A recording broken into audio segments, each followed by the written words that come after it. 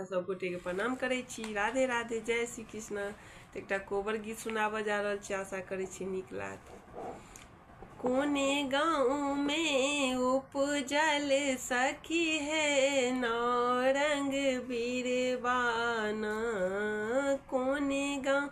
में उपजल सखी है नौरंग बीरबाना,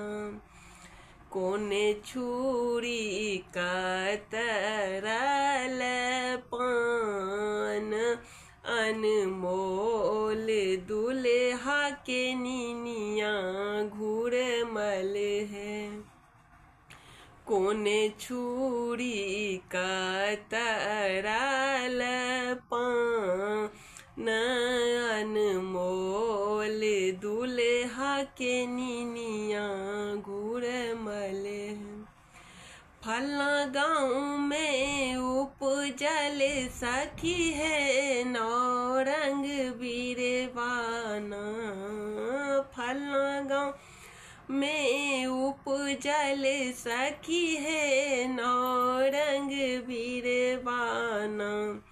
सोने छुरी कतरल पान, अनमोल दुल्हा के नीनिया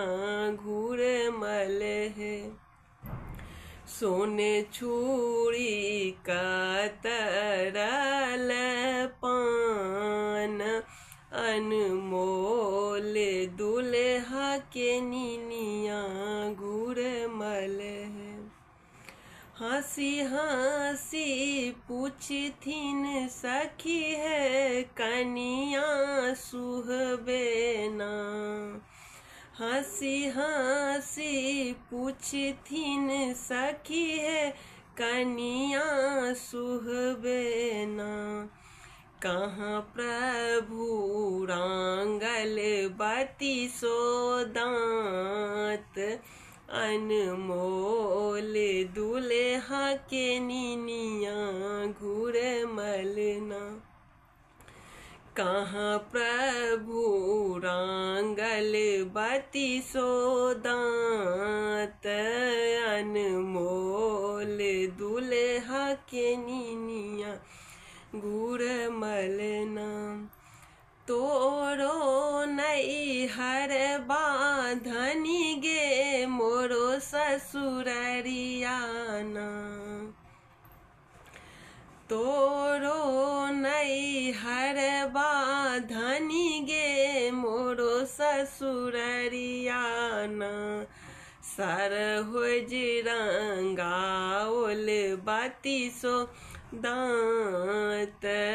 अनमोल दुल्हा के नीनिया घूरमल ना,